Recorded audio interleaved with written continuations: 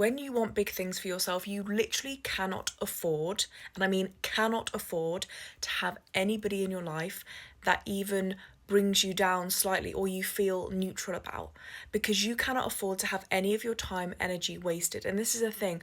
I've reached a point in my life where I do look at other people and I notice that maybe their friends let them down, or they have pretty ambivalent relationships with their friends or even a partner. It's like okay, but it doesn't set their soul on fire, whatever connection they have.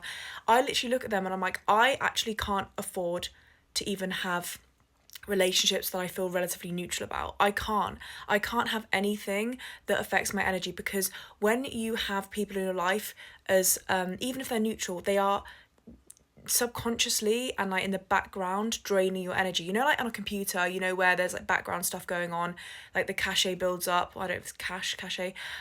There's stuff going on in the background that slows it all down. That's literally what it's like for your brain when you have relationships or connections or people in your life that, even if they don't actively negatively impact your life on a day-to-day basis, or they don't, they're okay, but like they're not like a soul connection, or you feel like maybe you're not aligned anymore.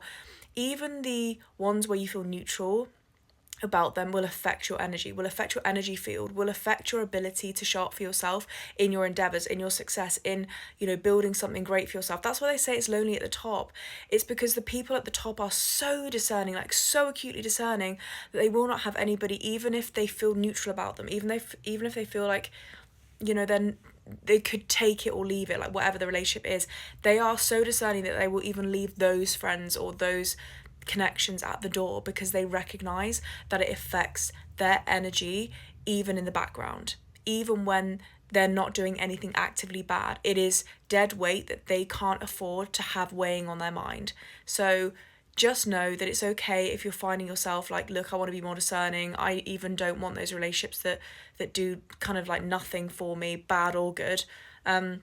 It's okay to remove them as well, because if you want great things for yourself, if you want to level up and you want to, you know, become the best version of yourself, you really can't afford to have anybody that lowers your vibe, even if it's subtle, even if it's in the background, even if it's this like neutral thing. It's just not gonna fly.